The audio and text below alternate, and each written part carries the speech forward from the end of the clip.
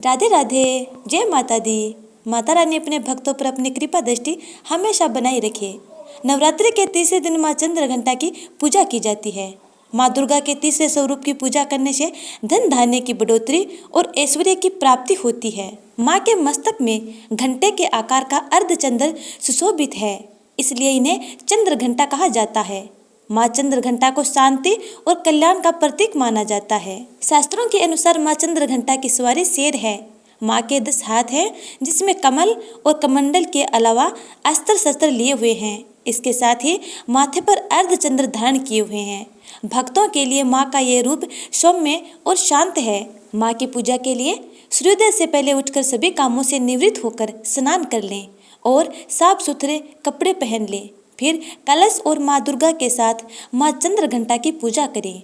अब माँ चंद्रघंटा को जल अर्पित करने के बाद सफ़ेद कमल, लाल फूल और पीले गुलाब के फूल या माला चढ़ाएं। इसके बाद सिंदूर, अक्षत, गंध, धूप आदि चढ़ाएं। माँ को दूध से बनी चीज का भोग लगाएं। माँ चंद्रघंटा को केसर की खीर या फिर दूध से बनी कोई भी मिठाई का भोग लगाना शुभ माना जाता है। इसके अलावा आप चाहें तो माँ चंद्रघंटा को पंचामृत, चीनी या मिश्री भी अर्पित कर सकते हैं। भोग लगाने के बाद घी का दीपक जलाएं। धूप जलाकर माँ दुर्गा के मंत्र का जाप करें तथा दुर्गा चालीसा का पाठ करें। अंत में माँ दुर्गा की आरती करें और अपने द्वारा हुई सभी भूलों के लिए क्षमा याचना करें। आइए अब जानते हैं माँ चंद्रघंटा की कथा। शास्त्र के अनुसार जब देवताओं और असुरों के बीच लंबे समय तक युद्ध चल रहा था, तब असुरों का स्वामी महिषासुर ने देवताओं पर विजय प्राप्त कर इंद्र का सिंहासन छीन लिया और खुद स्वर्ग का स्वामी बन बैठा। इसे देखकर सभी देवतागण काफी दुखी हुए।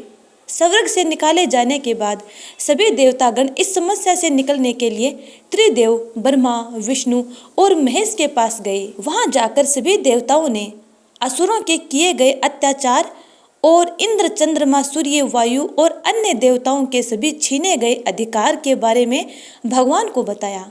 देवताओं ने भगवान को बताया कि महिषासुर के अत्याचार के कारण स्वर्गलोक तथा पृथ्वी पर अब विचरण करना असंभव हो गया है।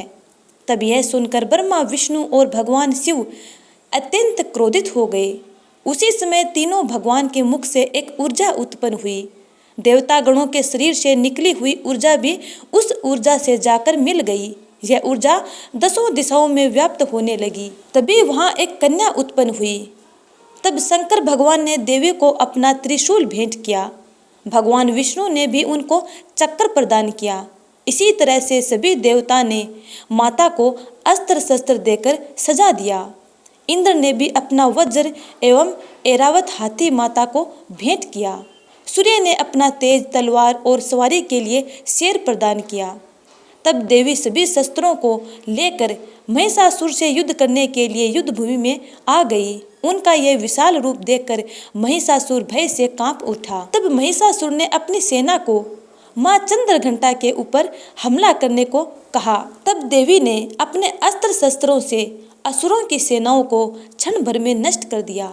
इस तरह से माँ चंद्रघंटा ने असुरों का वध करके देवताओं को अभय प्रदान किया और वहां से अंतर्धान हो गई। तो इस प्रकार प्यारे भक्तगणों, ये थी माँ चंद्रघंटा के प्राकट्य की कथा। उम्मीद करती हूँ कि आपको ये कथा अच्छी लगी है। यदि अच्छी लगी है तो लाइक, कमेंट कर, चैनल को सब्सक्राइब कर बेल आइकन को जरूर दबा लीजिएगा, ताकि आने वाली वीडियो का नोटिफिकेशन आप तक टाइम पर पहुँच जाए। अगले वीडियो का इंतजार करना। तब तक के लिए जय माता दी।